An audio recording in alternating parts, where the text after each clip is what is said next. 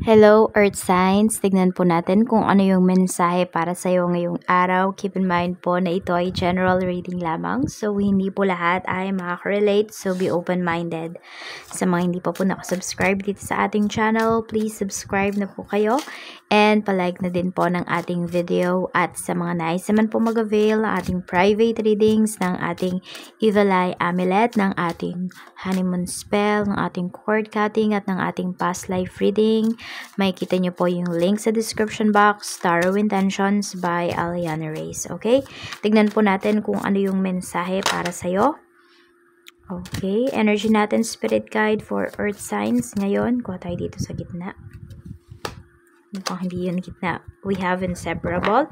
Same energy ito ng kay Fire Sign. So, tignan ninyo, baka meron kayong ka-deal na fire signs, Aries, Leo, Sagittarius. Happy birthday, Taurus. Happy birthday, Taurus. Ayan, yung birthday reading po ninyo ay uploaded na yan dito sa ating channel.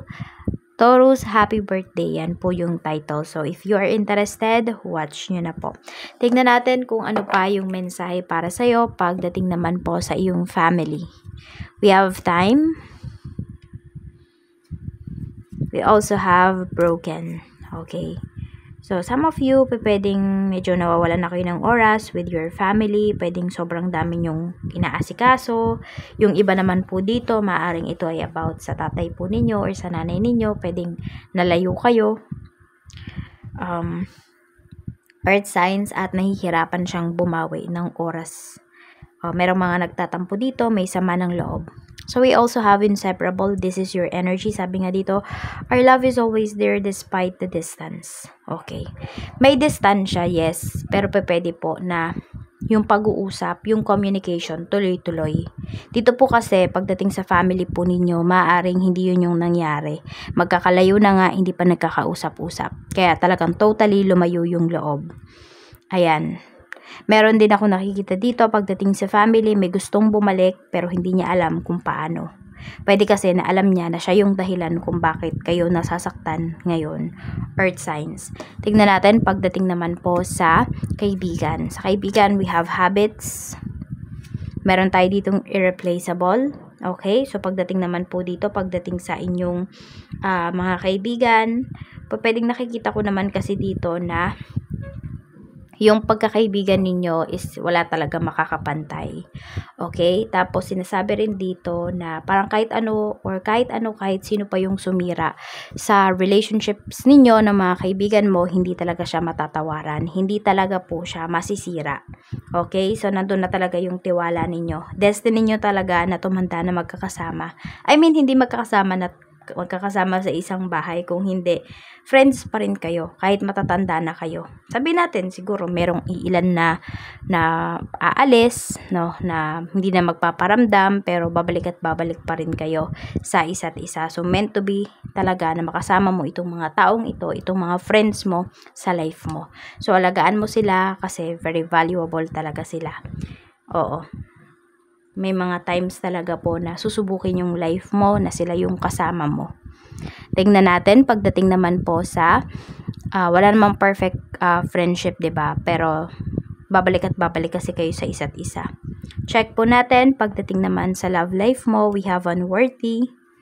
Meron tayo ditong chaser. Okay, so yung iba po sa inyo, maaring ang ka-deal ninyo ay isang tao na hindi kayo pinapahalagahan. So, ito kasi yung nafe-feel ninyo. You feel unworthy pagdating sa taong to. Feeling mo talaga ay yung iba sa inyo, feeling nyo wala nang magmamahal sa inyo kung hindi siya na lang. Kaya yung iba po sa inyo dito, maaring hinahabol kayo or hinahabol nyo yung taong to. We have responsibilities. For some of you naman, pwede kasi na hinahabol nyo yung taong to, not because gusto nyo pa siyang bumalik sa buhay po ninyo. Kung hindi, may mga responsibilidad po kasi siya na kailangang gampanan sa anak po ninyo. Earth signs. Kaya hinahabol mo na lang yung taong to, hindi na para sa sarili mo. Hindi na para sa kaligayahan mo, kung hindi para sa kaligayahan ng iyong family. Ng iyong mga anak. Tingnan po natin pagdating sa kaperahan, we have secrets. Ayan, so tahimik lang daw dapat kayo pagdating sa inyong kaperahan. We have escape.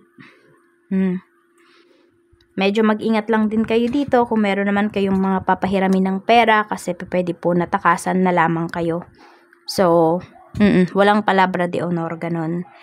Pwedeng meron din dito, may pambayad na pero pinagtataguan po kayo. May pambayad na pero sinasabi wala pa. Kaya siguro earth signs, kailangan ninyo is madala na kapag may nanghiram ulit sa inyo, paniwalaan nyo na po yung intuition ninyo na okay, yung taong to hindi na dapat talaga pahiramin. Hindi na dapat talaga tulungan. Oo, kasi pwedeng every time na tinutulungan mo yung taong to, siya yung hindi tumutulong sa sarili niya. Oo, hindi siya gumagawa ng mas magandang mga paraan para ma-solve yung problems niya. Kasi iniisip niya na nandyan naman si Taurus, Virgo, and Capricorn.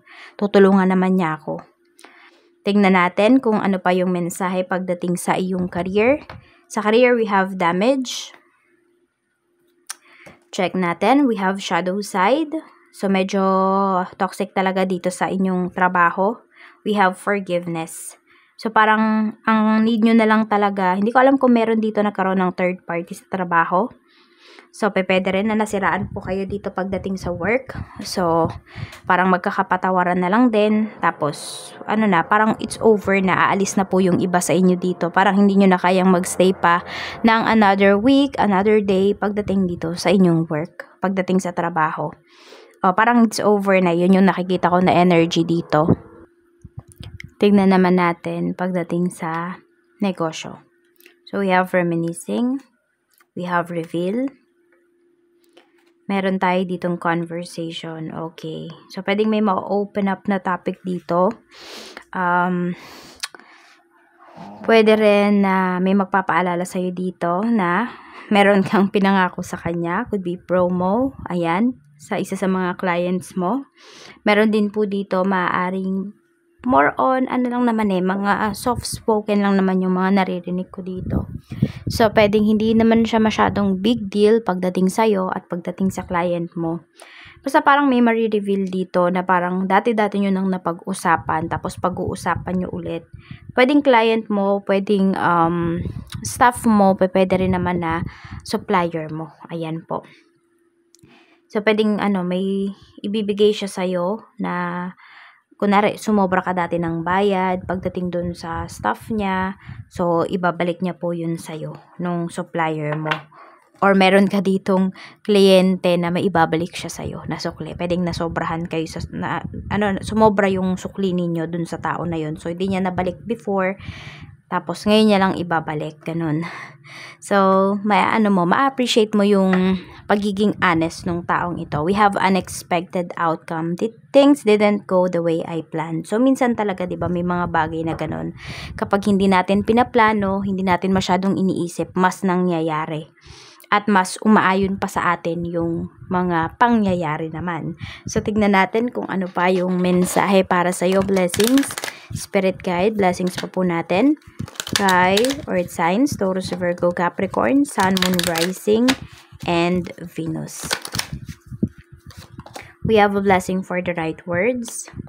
So, pag-isipan nyo daw muna po kung ano yung mga sasabihin po ninyo. A blessing to ease loneliness and bring companionship. So, hindi ko alam, pero meron akong nafe-feel kasi dito na may pagka-manipulative pagdating sa pagsasalita. Ayan. So, pwedeng may mga maku-close deal kayo na, may mga madi-deal kayo dito na mga transactions dahil sa the way na magsalita ka. A blessing for good men and fathers. So, some of you, pwedeng magkakaayos na kayo ng asawa mo, magkakaayos na kayo ng karelasyon mo, ng tatay mo, pwede rin. We have a blessing for resolution. Yes, magkakaayos na nga talaga kayo. We have a blessing for those who are nearing their final breath. Some of you, pwedeng babawi kayo sa parents po ninyo. A blessing of fire. So, more on actions yung pinapakita po dito. You're very passionate and totoo po kayo sa mga ginagawa ninyo. Earth signs ngayon, 26, 40, 13, 3, 43, and 27.